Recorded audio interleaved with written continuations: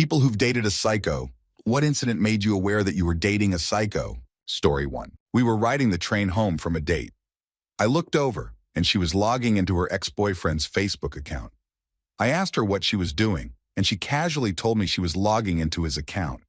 When I asked why, she said, "I'm just checking up on him. I want to make sure he's okay. He never changed his password." Her checking up on him turned into reading not just his posts, but also his private messages. I asked why she couldn't just look at his profile normally, and she said, "He blocked me." When I asked why she didn't just text him if it was that important, she said he had blocked her number too. I had so many more questions, but she started getting upset and defensive, and we still had a long train ride ahead. Story 2. My ex accused me of cheating when I started studying at the very quiet library while in college. I was taking organic chemistry and some upper-level science classes, so I understandably spent a lot of time studying. He was a high school dropout who played video games like Battlefield and Call of Duty at full volume when he wasn't working at his part-time job at a large retail store, which made studying at home almost impossible. A few years later, I left him to attend grad school as far away as I could. He ended up moving back to our hometown and started a lawn business that was pretty much a front for his drug dealing and usage. Story 3. To get from the bedroom to the kitchen, I had to walk through the living room, which meant walking in front of the TV. I always moved as quickly as I could, but I would still get yelled at. Sometimes I had to wait 20, 30 minutes before I was allowed to walk past. One day, while my husband, now ex-husband, was out, I decided to rearrange the living room. I moved the TV to a different wall and shifted the couch to face it. The room was still the same functionally, just rotated 90 degrees. Now, when I walked from the bedroom to the kitchen, I didn't have to pass between the couch and the TV. When my husband got home, he saw the change, but said nothing. We ate dinner and watched TV as usual. The next morning, he refused to get out of bed or speak to me. He wouldn't leave the house, go to class, or even watch TV. He wouldn't make eye contact or acknowledge my presence. This went on for 3 days. He only left the bed to eat or use the restroom. I was panicking, thinking something was seriously wrong. At the end of the 3rd day, he told me he felt I had been punished enough for rearranging the living room without asking. He admitted that he liked it better that way, but he still felt the need to punish me for not consulting him first. Story 4. I went out to eat at Buffalo Wild Wings one night with a few friends. I told my girlfriend about it, and later I saw a couple of her friends sitting at a table nearby. They never ordered anything, just drank water and occasionally glanced at us. After we finished eating, we walked outside, and I saw my now ex-girlfriend's car in the parking lot. Her driver's seat was reclined all the way back, and I could barely make out that she was in the seat, trying to hide. At this point, I was already feeling weirded out. My friends and I left, and as soon as we backed out, her car started and backed out as well. She began following us through the parking lot. I texted her, asking what was going on, but she kept insisting she was with her mom. Story 5. I was married to a man who once said he was going to the woods to hurt himself. I called the police thinking he was having a military PTSD episode. They stopped him, took his gun, and informed me that he had never been in the military. This was 4 years into our marriage. I was stunned. I took photos of the damage he had done to our home and got a restraining order and a divorce. The courts don't look kindly on using false military service as an excuse for violence and emotional abuse. He was a skilled con man, gaslighter, and abuser. From what I've heard, he did the same to his second wife, who also divorced him. Story 6. My ex wanted me to text him my work schedule, and then he would call me at work and wait in the parking lot for me to come out. He always wanted to know how much was in each paycheck. One time, I texted him my schedule, but he misread it and freaked out. He searched for me nonstop for 6 hours, called my entire family, and was about to contact the police. It was his own fault for misreading the text. I ended up breaking up with him in public because he refused to believe me when I tried to end things in private. It got to the point where even random people nearby commented, "You just got dumped." Story 7. This didn't happen to me, but to a friend.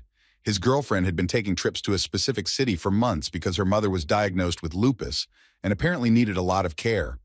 One day, before leaving for another trip to see her mother, she broke up with my friend, saying she felt like she was being a bad girlfriend and couldn't give him enough time. My friend took it well, wished her the best, and she even left the door open for the possibility of continuing their relationship once her mother got better. She spent that weekend texting him, saying how difficult it was to care for her mom and how she hadn't slept because she spent the night at the hospital. The whole time, my friend was super supportive, even sending her studies on lupus. A few days later, my friend was scrolling through Facebook and saw a 360-degree panoramic photo posted by someone he knew had a fling with his ex. The photo was taken at a popular music festival near the city where his ex's mom lived. He panned around and sure enough, there was his ex partying at the festival. Instead of visiting her sick mom, she had been at the festival the whole time, hooking up with this other guy. My friend confronted her, but she ghosted him. He wasn't even angry, just sad. She could have broken up with him months ago, but instead, she lied for months to have it both ways. Story 8.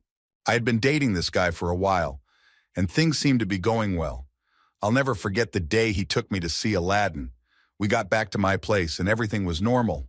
We were talking and suddenly he got this strange look in his eyes. He said, "I can't see you anymore. I'm afraid I might hurt you." I thought he meant he might hurt me emotionally, like cheating on me. I kind of laughed and told him not to worry, that I was an adult and we could work things out. Then his voice changed and he said, "You don't understand. I've been having dreams where I hurt you. I mean, really hurt you." Then he jumped off the couch and ran out the door. I never saw him again and didn't try to call. The whole thing shook me up. I guess I should be glad it stopped there. Story 9. It was a normal Sunday evening. My ex-husband had been unemployed for a few years, and I was responsible for approving dozens of employees' time cards before Monday, which took about an hour and a half. My ex had always had a temper and was an alcoholic. That evening, I had just finished making dinner for him and our son, and while eating on the floor, we couldn't afford a couch, I started approving the time cards. He started yelling at me to stop working and pay attention to him.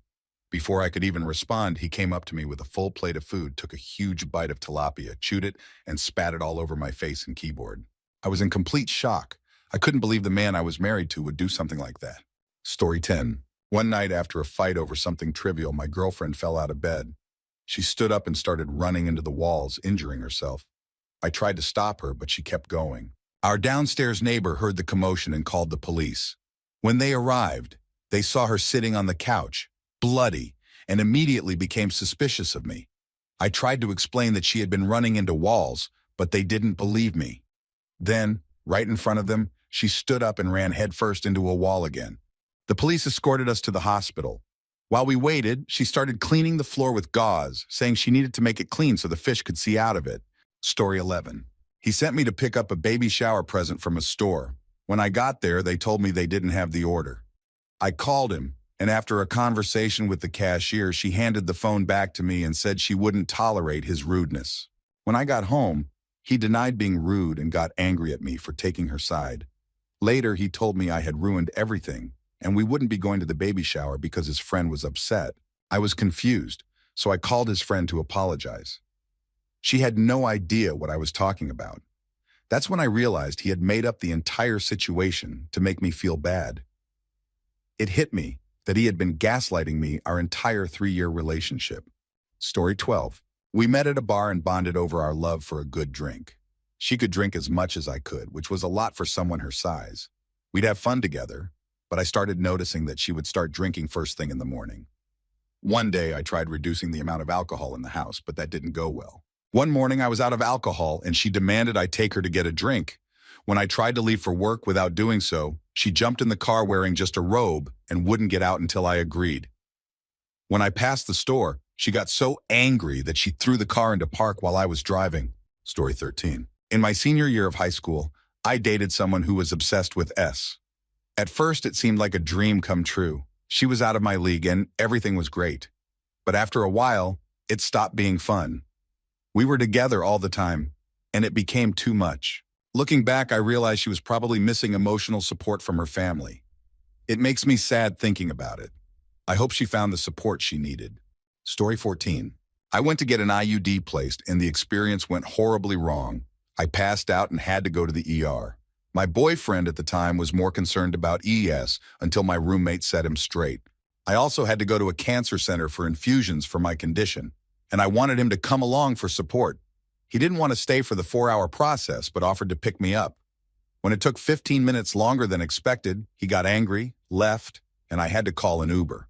After months of me taking care of him through a severe illness, he broke up with me 3 days after I graduated, blocked my number, and disappeared without explanation. Story 15. I was the psycho myself. I don't like using that word since the stigma around mental health is already bad enough. But you get my point. I have borderline personality disorder, BPD. When you think of the stereotypical crazy ex, you're probably thinking of us. Back when I was undiagnosed and a very stressed out teenager living with an abusive, alcoholic, narcissistic parent, I had no self-control.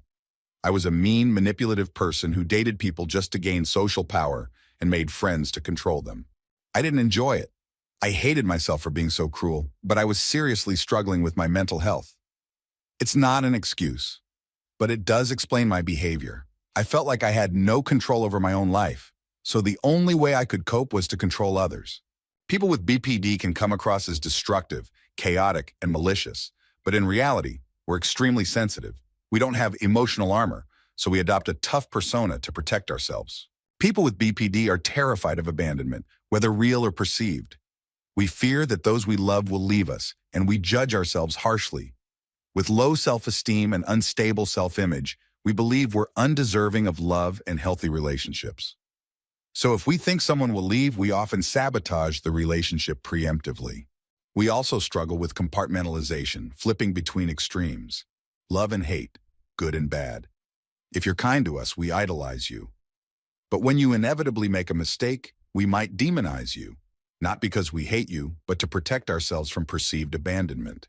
There's a great book called I Hate You, Don't Leave Me that I recommend to anyone dealing with BPD. It helps explain the chaos and emotional destruction that come with the disorder. The key thing to understand is that people with BPD are often self-destructive. We're usually trying to hurt ourselves, not others. The rates of self-harm, substance abuse, and suicide are high among people with BPD. It's also important for partners or ex-partners to seek therapy, as there can be trauma from these relationships for both sides. I was eventually diagnosed with PTSD, OCD, ADHD, depression, and anxiety, and I've worked hard to improve myself through therapy. I wish I could apologize to the people I hurt. While I don't deserve forgiveness, I still live with the guilt and try to be a better person every day. Interestingly, BPD might be renamed emotional instability disorder in the next DSM to help reduce the stigma. I ended up pursuing a degree in forensic psychology with a focus on personality disorders. Story 16. I went over to his place before he got home from work as usual. I opened his computer, I had the password, and found that he had left accounts open on dating sites, plenty of fish and cougar life.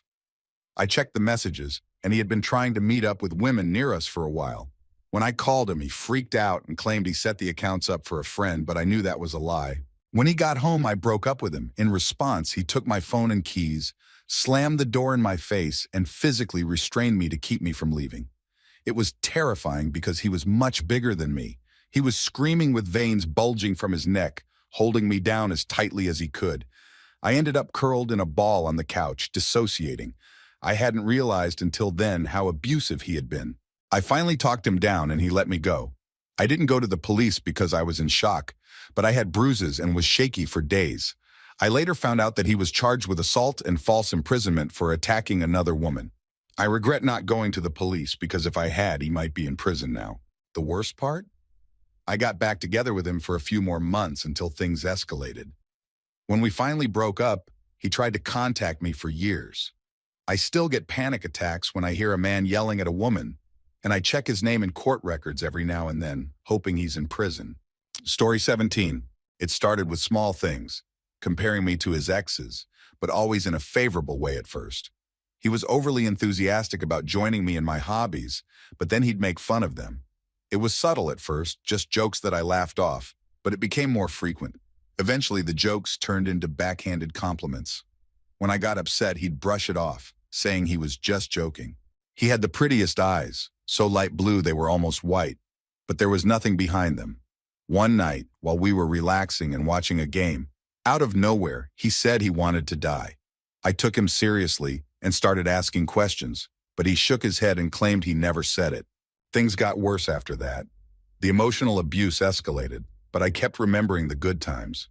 It wasn't until he physically checked me in a rage that I ran straight to my sister. She looked me in the eyes and said, He's going to kill you. You know that, right? That was the wake-up call I needed. I left him, left everything I had at his place, and moved on. It took years, but I've moved on. Story 18. One day, while on the phone, I heard her sipping something. When I asked what it was, she told me it was toilet cleaner. She had struggled with self-harm before, and I had supported her through it, but this was different. She used the threat of self-harm to manipulate me into staying in the relationship. I was young and emotionally overwhelmed, but looking back, I doubt she was actually drinking cleaner. Still, it was one of the most twisted things I've experienced. The worst part is, I seem to be attracted to chaos. I tried dating someone normal, but I got bored. Now I'm worried I'll always end up with someone hiding their own issues. Story 19. I worked with my ex. We were both correctional officers. I thought it was a good idea because he had gone through the background checks and mental health evaluations required for the job, so I figured he was stable. We were together for a few months before I moved in with him. After about a year, I became pregnant, and that's when he started to change. One night, as I was tucking my oldest son from a previous marriage into bed, he said with tears in his eyes, "Mama, I see the devil in his eyes." We had both started noticing his personality shift. He would say things that made us fear for his mental stability, but the first real sign was his ability to switch between personalities to suit the situation. As I was preparing for the baby, I found a box of books about verbal judo. I had never heard of such a thing, but something clicked in my mind. Once I started figuring things out, he began making threats. He'd tell me about a bullet he had with his name on it, leaving it out where we could see it. He even hung a noose on the back deck that swayed in the wind for weeks. I got my boys and myself out of there, but that's when the real nightmare began. His buddies from the sheriff's office started following me everywhere I went. Once, when I went to Walmart, a friend of his who worked security falsely accused me of shoplifting. The charges were dropped when the video footage mysteriously disappeared, but it didn't stop him. Now I'm fighting for custody of my son. He's keeping him from me out of spite, and it kills me every day wondering what kind of hell my poor little boy is going through. Story 20. A few hours after a fight, she texted me, "Goodbye." When I asked her what she meant, she responded, "It's bleeding." I rushed over to her apartment and found her lying on the bathroom floor with cuts on her wrists, thighs, and other parts of her body. She had used a dull pair of scissors, so none of the cuts were deep enough to be life-threatening, but they were still noticeable. She was panicking and couldn't speak clearly or stand up. I cleaned her cuts and put her to bed. She didn't want me to call anyone, and since none of the cuts needed stitches, I didn't. After she calmed down, we talked about what led to this, and in the span of an hour, her emotions shifted wildly. She went from feeling depressed and worthless to blaming me for her state, saying she hated me, and then became very affectionate, saying she was the best thing that ever happened to me. I stayed with her for a few months after that, but I never truly felt like I knew her anymore. That night taught me a lot about the potential volatility of the human mind. Story 21. I know better now, but back then, I didn't realize how much I was the problem. I was in a 6-year relationship, and when she broke up with me, I had to go to therapy to understand my actions. I could give reasons for my behavior, but the truth is, they're just lame excuses. I was a jerk who didn't want to own up to the fact that I was the bad guy. I showered her with unwanted affection after the breakup to try to win her back. I even made cutout hearts with things I loved about her and taped them all over her car while she was at work. At the time, I didn't think it was stalking, but looking back, it totally was. I also sabotaged her new relationship by logging into her email and Facebook, taking screenshots of private conversations, and sending them anonymously to her parents. When she confronted me, I lied to her face, but we both knew the truth. To get back at her for hurting me, I started drinking, smoking, and doing drugs. It took therapy, rehab, and a lot of work on myself to realize how much damage I had caused. I'm a better person now, but that part of my life still haunts me. In my small town, people remember me for the harm I caused, and no matter how much I've changed, the damage is done. Story 22. She was gorgeous. She told me, half jokingly, that she had been stalking me on Instagram for a month before reaching out to me. At first, I brushed it off, but then I realized we had matched on a dating site 2 months earlier, and she never mentioned it. I was attracted to her, so we ended up having sex on the first date. The next day, she wanted to come over again, which I thought meant I had done great. But this time, she withheld intimacy entirely. I figured maybe this was something real, so I rolled with it. But then she kept coming over day after day, leaving her things at my place, and taking up all my time without showing any affection. She told me I needed to be careful not to break her heart because her ex-boyfriend had abused her. I told her we needed to either be intimate or slow things down and just go on dates until she felt comfortable. After that, she never spoke to me again. I ended up shipping her things to her parents' house and never heard from her again. Story 23. I dated a guy who claimed to be a New York firefighter. After a few months, I realized he wasn't a firefighter at all. He was a drug addict. When I tried to break up with him, he told me I couldn't because he was in the mafia. He threatened that if I left, his guys would come after me and my family. He even claimed to have a file on my dad's business and knew everything about him. The moment I realized how deranged he was, he got into my car bleeding and asked me to take him to the hospital.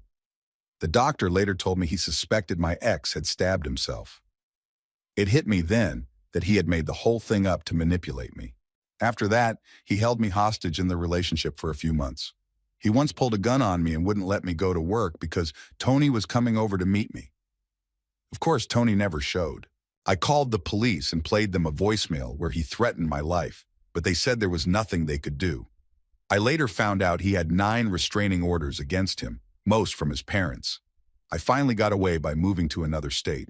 Story 24. I dated a girl in college for 2 years, and it took me way longer than it should have to realize she was unstable. All my friends knew from the start. Some of the signs while we were dating were subtle, although she was very controlling. The really crazy stuff happened after I broke up with her. I worked on campus during the summers, and so did she, but in a different department. By this point, we had broken up, but every time I walked by a certain rock outside my building, she would be sitting on it, crying. If I was with friends, she would stare at me. And if I was walking with a female friend, I'd get a text minutes later saying, "Oh, is that who you're with now?" The strangest incident happened when a friend across the courtyard from my room called me one night. They had seen my ex dressed in all black, hiding in the bushes under my window, spying on me. When I called her to ask what she was doing, she claimed she was at Walmart. Months later, at a big spring concert on campus, I was there with my new girlfriend, who is now my wife, and my ex walked right up to us. She looked at my wife, then at me, and said, "This is fine, I don't care. This is totally fine," before walking away. Story 25. The first real red flag in my relationship with him was how he spent the first month shaming me for expressing any attraction to him, saying that only SLTs actively sought out S, even with their boyfriends. The first time we had S, he penetrated me while I was sleeping, without consent or lubricant, because in his mind, women who enjoyed S were SLTs, and he had to make sure I knew what to expect. He would regularly assault me. He enjoyed seeing the pain face and would intentionally hurt me as much as possible. He would assault me anally, without warning or preparation, and then yell at me for shaming him for wanting to try something new. I was left bleeding and in agony afterward. One time, when he was angry, he used objects from a fruit bowl to assault me, right in front of an uncovered street-facing window. He refused to use protection and wouldn't let me use contraception, but made it clear that if I got pregnant, it would be my fault, and he would deal with it for me. I was nearly homeless when we were together, starving because I couldn't afford food. He used this to control me, providing food only late in the day to ensure I complied with his demands. When I started gaining weight again after finding some income, he would show me pictures he had taken without my consent from when I was at my most malnourished and tell me I looked better then. Story 26. I dated someone who was deeply struggling with their gender identity and sexuality. Over the years, I encouraged them to open up, and I was ready to support them through their journey. When they finally confronted their extremely conservative family, they told them, "I'm trans and thinking about transitioning." Then I didn't hear from my partner for days. Finally, I received a voicemail filled with screaming, accusing me of putting the idea in their head and trying to tear their family apart. Their family had convinced them that I was manipulating them. We broke up horribly after that. And even now, years later, I'm still devastated. In retrospect, the relationship had been incredibly volatile due to their internal struggles. But we had been so close for so long that it still hurts not having any closure. I wish we could have made amends. Story 27. It wasn't one incident that stood out. It was a series of events in a very short span of time. Everything seemed perfect between us at first. She was out of my league and we clicked really well. One night, after hanging out all day, we kissed and it was great. We spent the night talking and everything seemed normal. The next day, she told me that her ex had assaulted her and was stalking her. As a teenager, I didn't know what to do or say, but I believed her. Soon, she started saying she saw him hiding in bushes when we were out walking, even when no one was there. She had a guy friend who clearly liked her, and I tried to be respectful because I didn't want to hurt his feelings. But one day, while the three of us were hanging out, she suddenly straddled me and started kissing me right in front of him. I stopped her, feeling bad for the guy. A little later, she disappeared while we were walking, and when we found her, she claimed her ex had attacked her. I knew something was wrong, so I broke up with her. A few hours later, I got a voicemail from her and her friends calling me names and hurling insults. Recently, I found out that her newborn baby passed away, and she is now under investigation for the child's death. It's horrifying to think that if I hadn't ended things when I did, I could be in that situation now. I'm incredibly thankful I got out when I did. Story 28. I'd been dating this girl in college for about 8 months and decided to give her a key to my house. One day, I came home as usual, only to find her in bed with one of my roommates. She then tried to spin some nonsense about how I was actually the one cheating on her by not cheating on her.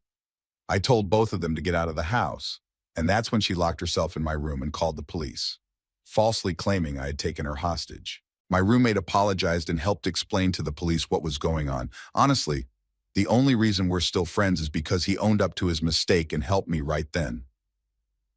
Eventually, she came downstairs with the police, acting like nothing had happened and that she was never there.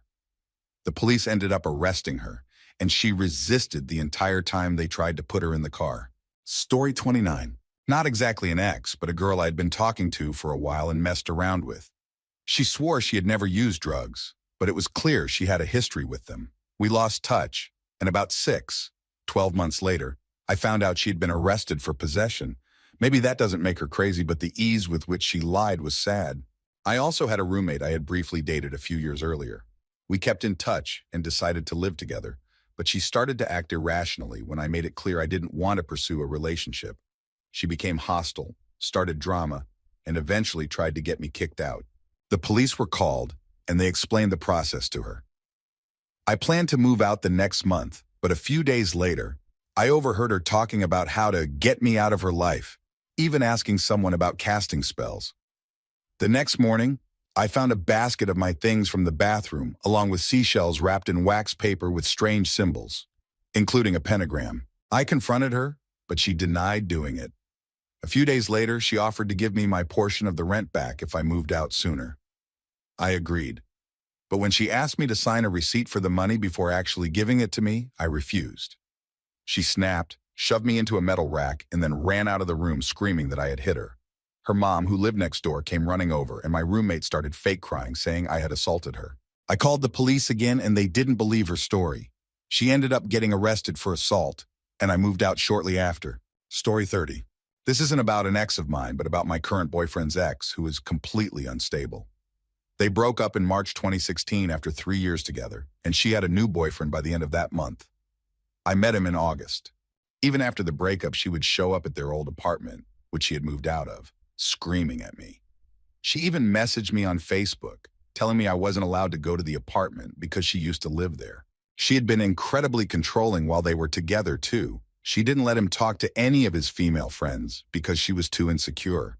They worked together, and when they broke up, she told everyone at work that it was because she had gained a few pounds, which caused their coworkers to hate him. She used to track his phone to see where he was anytime he left the house.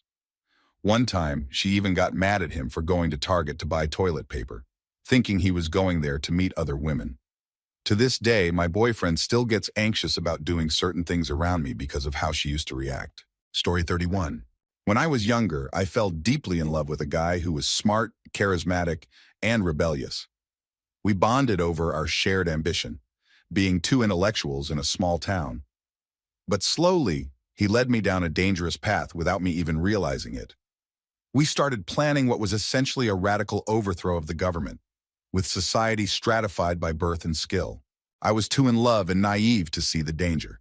I kept supporting him because seeing him so passionate was intoxicating. My brother finally intervened by pointing out that I was neglecting my responsibility to our special needs sister, whom I had guardianship of. This led to a huge argument between my brother, my boyfriend, and me, which became violent. Tragically, my sister was caught in the middle, and she passed away as a result. That day I lost everything: my sister, my boyfriend, and my brother's respect. I've never been the same. Regret doesn't even begin to describe what I feel.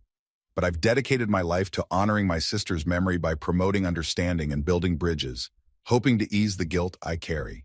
Story 32. At first, everything was great. The relationship moved fast but felt really good. We both thought we were madly in love for about 2 weeks. Then one morning, she suddenly had an emotional meltdown because she didn't think I was scrambling the eggs properly. It was a massive blow-up that ruined the morning because I wasn't scrambling the eggs right. That was the first sign. After a while, emotional outbursts became more frequent, and I felt like I was walking on eggshells around her. It was tough because the good times were really good, and I kept chasing those moments, but they became less and less frequent. One day, I Googled the phrase walking on eggshells and found articles about dating someone with borderline personality disorder. It was eerie how everything fit. It was like someone had observed our relationship and written those articles based on it. That's when I realized I'd been emotionally abused for months and it was wearing me down. For those who don't know, borderline personality disorder is a serious condition. It doesn't mean someone is on the border of having a personality disorder. It means they definitely have one, and it can cause a lot of harm to themselves and others without help. I never hated her. I knew she wasn't trying to hurt me on purpose. She was acting out of her own pain. But I also realized I wasn't capable of giving her the help she needed. It was hard, but I believe breaking up was the best thing for both of us. Story 33. I was downstairs watching TV at my ex's house, while she went upstairs to use the restroom. 2 minutes later, I heard a bang from upstairs, but didn't think much of it. When she came back down, she angrily asked who a certain woman was and why she wanted to know if I was coming to see her next week. I told her it was my cousin, which was true, but she didn't believe me. She insisted I was lying and kept pushing for an hour. I couldn't take it anymore, so I told her I was going to leave because trying to argue was driving me crazy. I went upstairs to get my phone, which was charging, only to find that the screen was smashed. I grabbed my things and headed toward the door, but she blocked my way with a knife. In the moment, I wasn't scared. I didn't think she would actually use it. I calmly reassured her that I cared about her and would never cheat. I even suggested calling my cousin to prove it. She insisted that my side chick would lie for me, so it didn't matter. As we continued talking, things seemed to calm down, and I said it would be best if I left and we could talk later. But as I reached for the door, she took a swipe at me with the knife. I grabbed her arm, managed to get the knife away, threw it across the room and walked out. Looking back, I should have run as fast as I could, but at the time, I didn't think it would go any further. Story 34. Back in 2010, I had an online relationship with a guy who, just recently, admitted to me that he was a sociopath. I know that's not quite the same as being psycho, but it still freaked me out. He admitted to doing some pretty messed up things, like toying with people's emotions and not really caring about anyone but himself and his money. He even admitted to manipulating me emotionally just for his own amusement. Even after our relationship ended, we kept in touch over the years with casual, "Hi, how are you?" messages.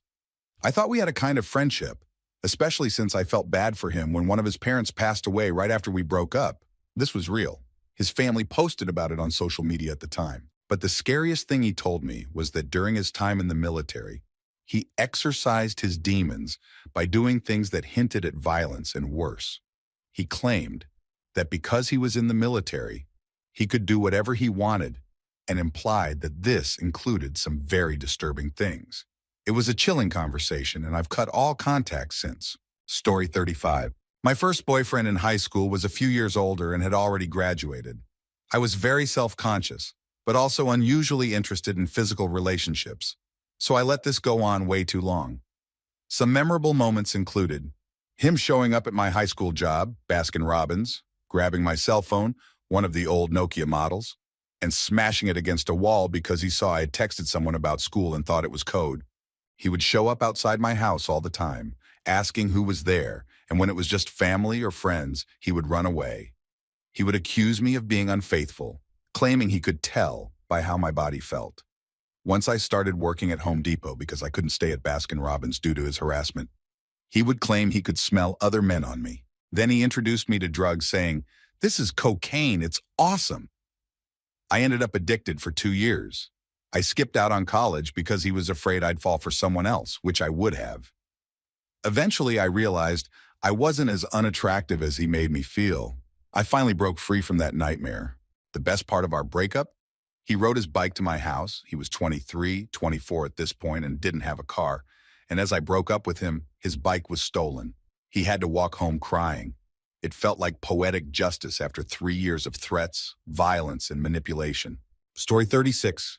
Psycho 1. Right after high school, a girl I barely knew came by my workplace, a BBQ deli joint downtown, and gave me her number.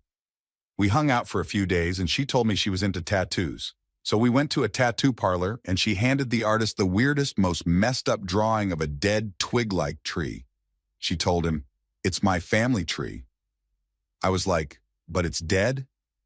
She ended up getting a full back tattoo of it, and it was probably the worst tattoo I've ever seen. Things got stranger. She tried to convince me that her mother had purchased 3 unreleased crossbows. When I pointed out that those crossbows hadn't even been released yet, she said her mom had already sold them.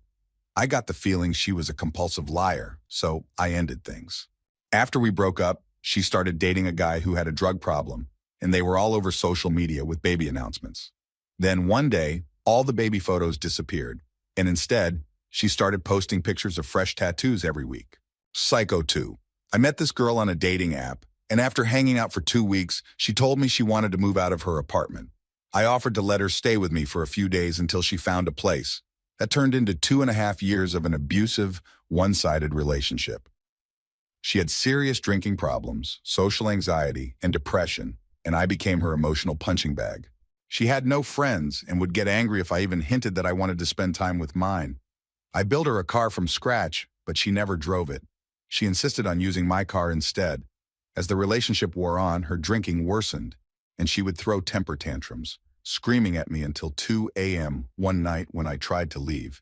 She tackled me and started hitting me, begging me not to go. That was the last straw. I broke up with her after that. A week later, she came home with a brand new car, despite claiming for 2 years that she couldn't afford one. She moved out a month later, but I'm still dealing with the financial and emotional fallout of that relationship. Psycho 3. After the breakup with Psycho 2, I dated a girl who seemed like a dream at first. But she hated my Australian Shepherd puppy, even though the puppy was sweet. One day I came home to find her all bloody, claiming my puppy had mauled her. But none of the injuries looked like dog bites, and there were no teeth marks. I was skeptical, but I still gave her the benefit of the doubt. As time went on, she started having intense panic attacks, flailing around and throwing things. I wasn't sure if they were real or exaggerated, but it became too much. The final straw came when she called me a loser and blocked me on social media because I couldn't hang out with her while I was at work. I haven't heard from her since, and I feel bad for anyone who gets involved with her next. Story 37. One night, while on a date with my fiancée, she suddenly started a random fight in the car. I was tired and didn't want to argue, which only made her angrier. She started saying the most hurtful and provocative things she could. That was the first big warning sign, but I ignored it and married her anyway. We lasted 7 years and had 1 child together. In our final year of marriage, she snapped one night and stabbed me in the leg. If it hadn't been for our sleeping child down the hall, I would have left that night. A few months later, she cheated on me, felt guilty, and left me. Even after she left, she still tried to control my life. She would come over to pick up our son for her weekends, and she'd ask to use the bathroom. My now wife, who I was dating at the time, pointed out that my ex was doing this just to snoop around the house. I thought it was pathetic, but apparently that's the kind of life some people lead. After I remarried, she sued me for custody of our son, who was 10 at the time, and she had left when he was 2. We spent 5 years in family court, and although she didn't win custody, she did a lot of financial damage. My son turned 18 2 years ago, and I haven't heard from her since. It's been peaceful, but the cost of those 16 years of hell was enormous. Story 38. My ex and I were in the car one evening.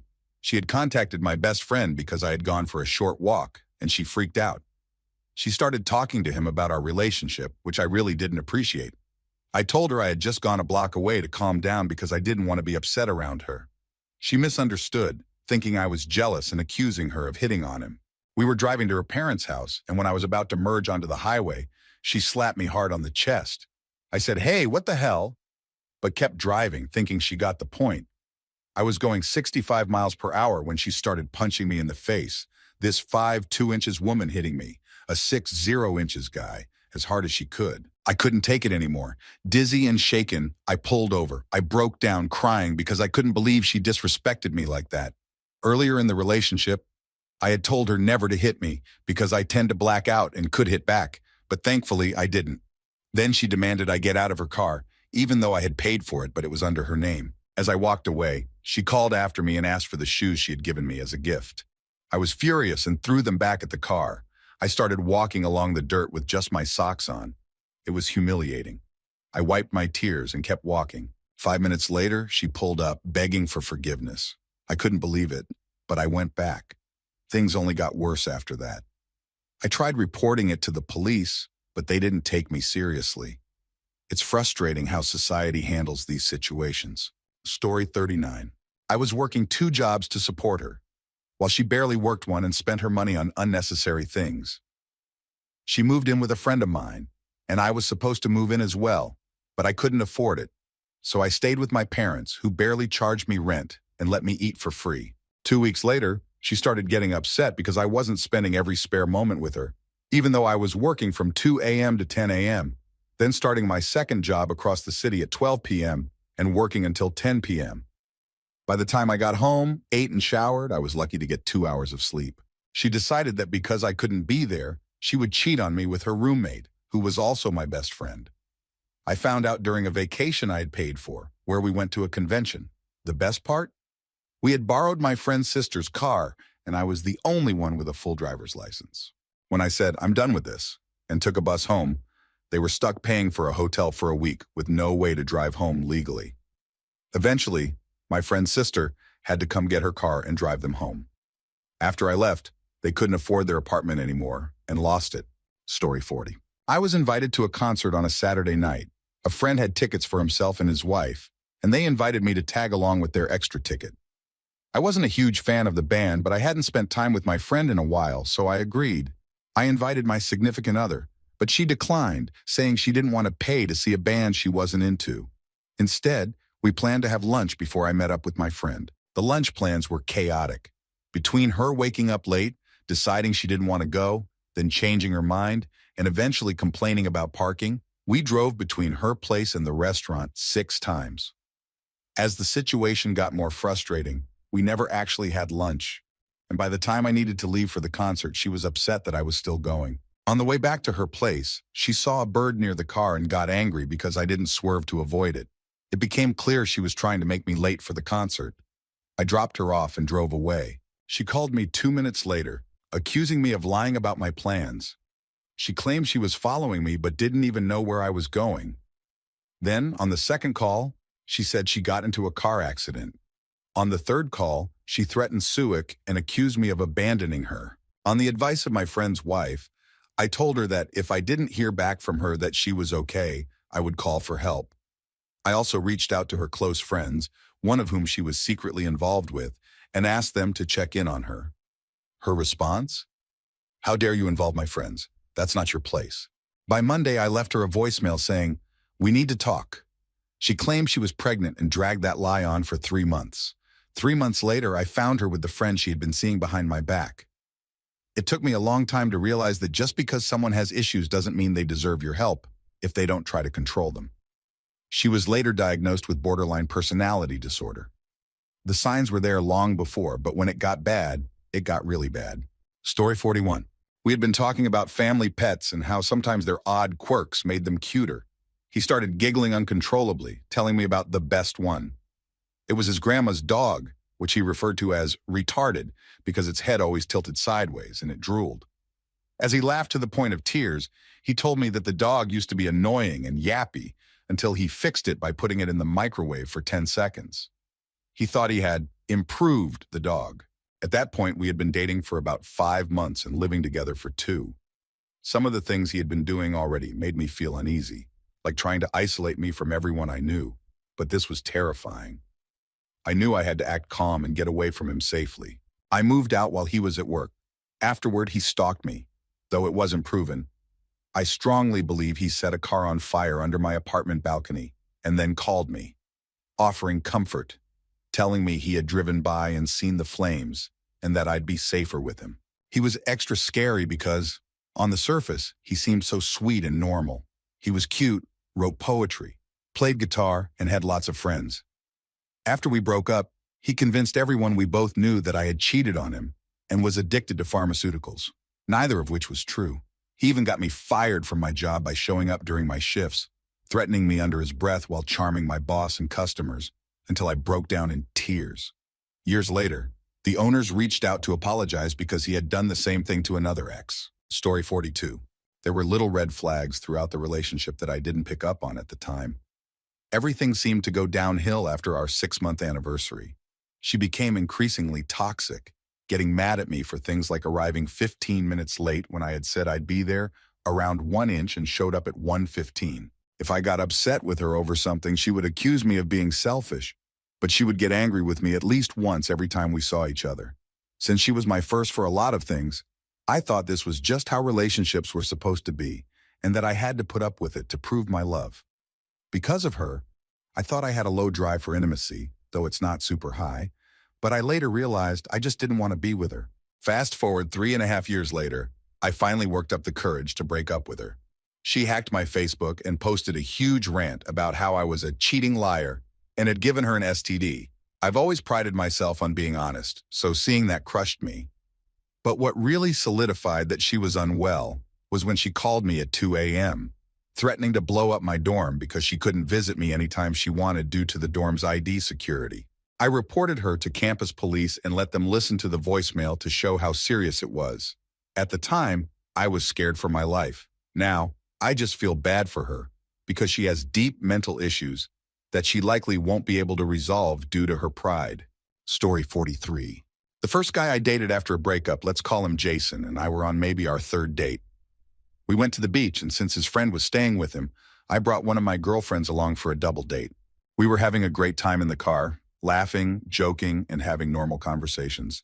Jason was fantastic at holding conversations and asking interesting questions without making it all about himself. As someone with social anxiety, I loved that he could carry the conversation.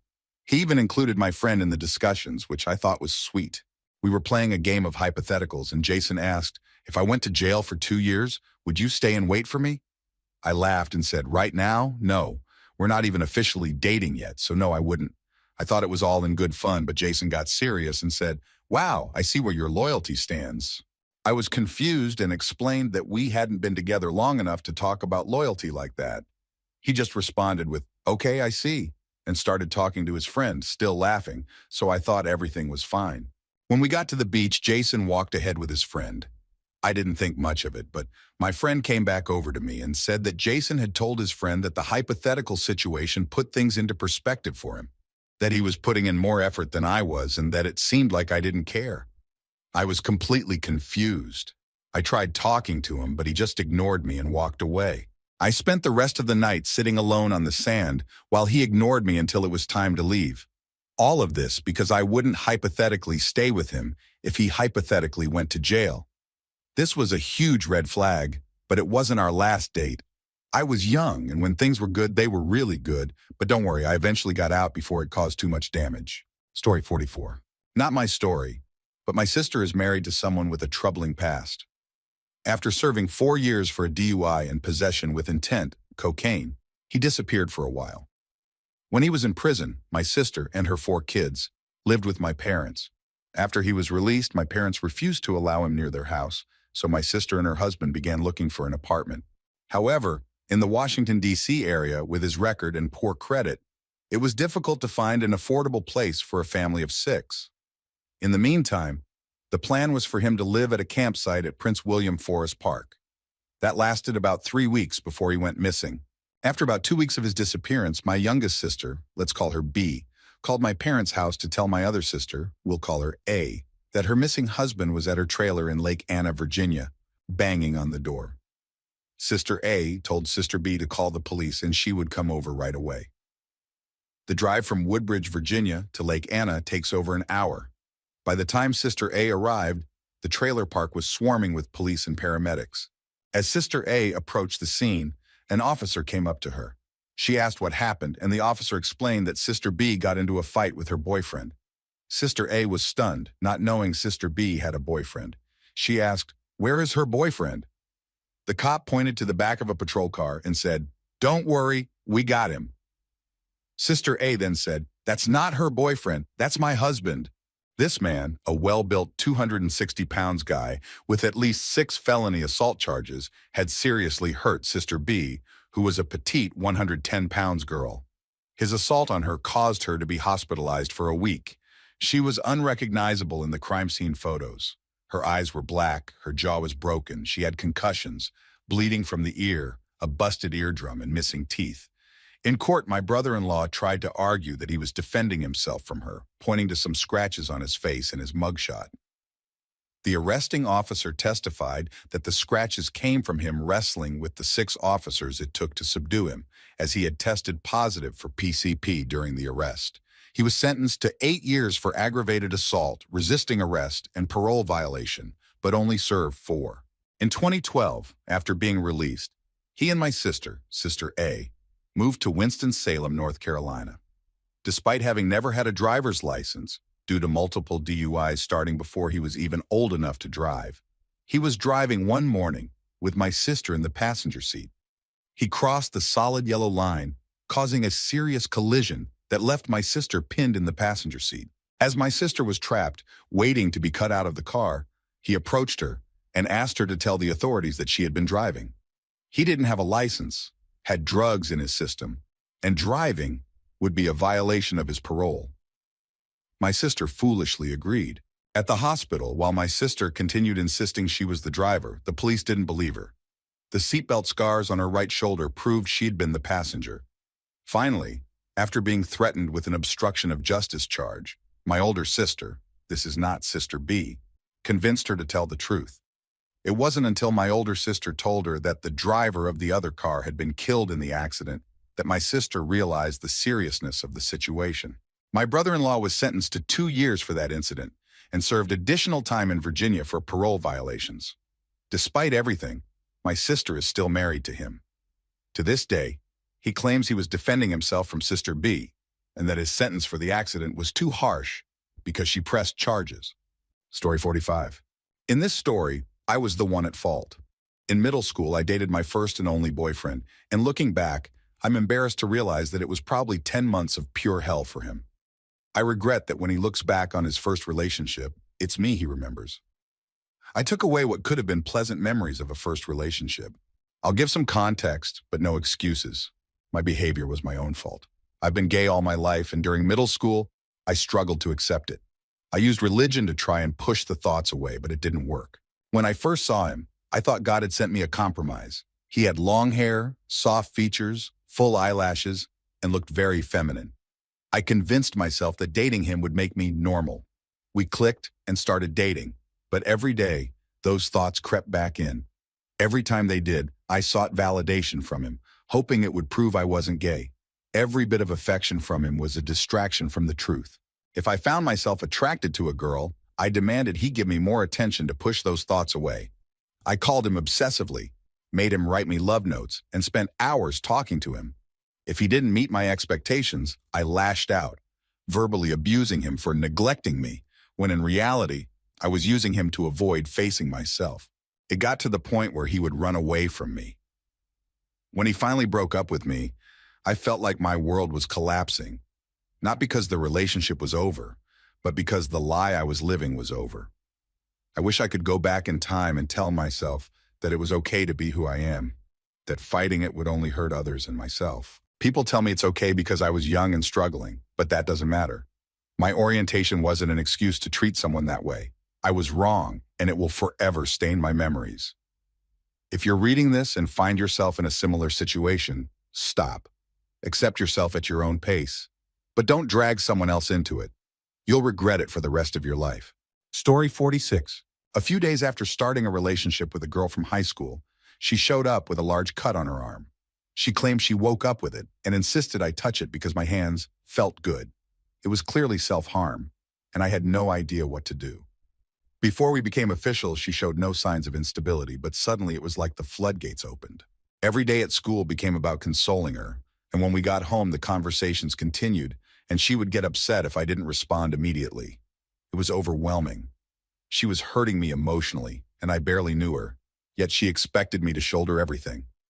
I'd just come out of a rough relationship and was looking for a friend, but she wanted a hero, and I just couldn't do it. I know how bad this all sounds, and I've heard it all since we broke up. After I ended things, she accused me of using her, claiming I had tried to hurt her in various ways. She spread rumors and alienated me from my friends. She took everything, and soon after I started self-harming too, only to be accused of doing it for attention. This girl seemed determined to ruin my character, and I let it happen. To this day, it still enrages me. This all happened during my freshman year, and it left me feeling isolated throughout high school. All I did was try to let her down gently and remain her friend. And for the record, nothing physical happened between us. She pressured me for it constantly, romanticizing the idea in a way that felt uncomfortable. We barely knew each other, and she wanted to give herself to me. No, Miranda, I did not use you. You couldn't handle rejection. Story 47. There wasn't just one incident that opened my eyes.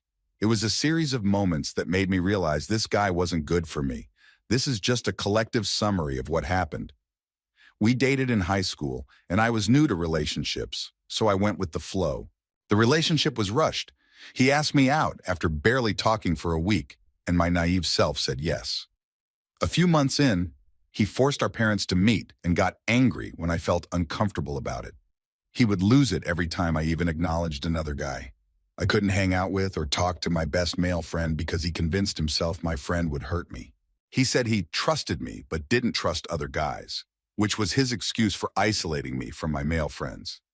When I got my phone service back after being without it for a week, I found dozens of texts cussing me out because I had told my friends, especially my best guy friend, that I loved them platonically. He believed I should only say, "I love you," to him. He repeatedly told me that platonic relationships between girls and guys didn't exist, and that all my male friends secretly wanted to be with me. He also isolated me from all my friends because he wanted to be my priority. He felt that even talking or hanging out with others meant I was putting them above our relationship. It got to the point where I was afraid to hang out with anyone besides him. Even though he never explicitly said I couldn't, the idea of it set him off every time. We fought about it constantly, and every time he promised to change, he never did. When I considered breaking up, he would tell me I'd never find anyone better or who loved me more. I called him out for being manipulative, and he would apologize, only to keep saying the same things. After 2 years, I finally found the courage to end things. I told him we could still be friends, but I needed space from the clinginess. He agreed, but when I didn't respond to his attempts to talk, he cussed me out for lying about staying friends. He didn't understand the concept of space. He sent a half-hearted apology, which I ignored. Later, he messaged me asking if I or my friends wanted to buy drugs, then asked me out on a date. I haven't heard from him since, but he apparently still talks about me according to a friend who lives in our hometown.